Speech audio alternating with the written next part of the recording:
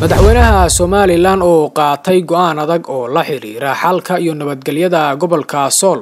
warqabo jinkara xiisadii ka taagneed magaalada Laascaanood ee gobolka Sool ayaa ka soo baxay xukuumadda Somaliland sidaad la socotaan muddo dhowr iyo 10 cisho ah ma deganeyn xalka Laascaanood waxaana halkaas maalin walba laga soo tabinayay dhimasho iyo dhaawac waxaana adkaatay in la helo xalka Laascaanood iyadoo la waayay cid kala qabata labada dhinac ee ku dagaalamayay Laascaanood kulan ballaaran oo maanta oo Khamiis ah ka dhacay qasriga madaxtooyada Somaliland ee Hargeysa ayaa laga akhristay war farxad leh oo xal u noqon kara colaadda Laascaanood kulankan oo soo abaabulay madaxweynaha Somaliland Muuse Biixi Cabdi ayaa ahaa mid looga tashanayay sidii xal waara looga gaari lahaa xiisadda Laascaanood iyadoo uu madaxweyne Biixi si cad u sheegay inuusan u oomanayn dagaal iyo in waxyeello gaarto dadka degan gobolka Sool gaar ahaan magaalada Laascaanood fariinta madaxweyne Biixi ayaa ahayd mid ay ka muuqatay odaynimo tanaasul iyo in dariiq walba lagu raadiyo xalka Laascaanood hadalkii ugu cuslaa ee uu madaxweyne Biixi yiri maanta ayaa ahaa reer Laascaanood inay naga adkaadaan baa nooga wanaagsan annagoo isku baabaana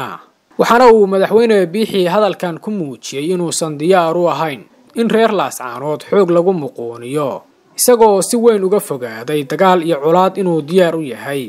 dhinaca kalena madaxweyne Biixi ayaa soo hadal qaaday dhibaatadii ka dhacday 1988 magaalada Hargeysa isagoo yiri wixii siyaad barre uu geystay shacabka Somaliland iyo Hargeysa inaan cid u geysano na laga filan maayo taasi oo uu ku muujiyay inaysan jirin wax duqeyn ah oo ay Somaliland ka geysatay magaalada Laascaanood sidoo kale madaxweynaha Somaliland Muuse Biixi Cabdi wuxuu cadeeyay maanta inuu isimada ugu waaweyn gudaha Somaliland uu u diray Laascaanood si ay ula fariistaan garaadada ku sugan magaalada Laascaanood taasi oo muujinaysa inuu madaxweynaha Somaliland Muuse Biixi Cabdi diyaar u yahay in la wada hadlo way ka go'an tahay in si nabdoon lagu dhameeyo xiisadda Laascaanood isagoo mar kale sheegay inaysan ciidanka Somaliland qaadayn wax weerar ah oo ay ku sugnaan doonaan xeryahooda halkaas oo ay awalba joogeen isagoo sheegay inuu faray ciidanka qaranka Somaliland inay u dulqaataan shacabka weeraraya xeryaha ciidanka oo aysan ka falcelin dhibaatada uga imaanaysa shacabka caraysan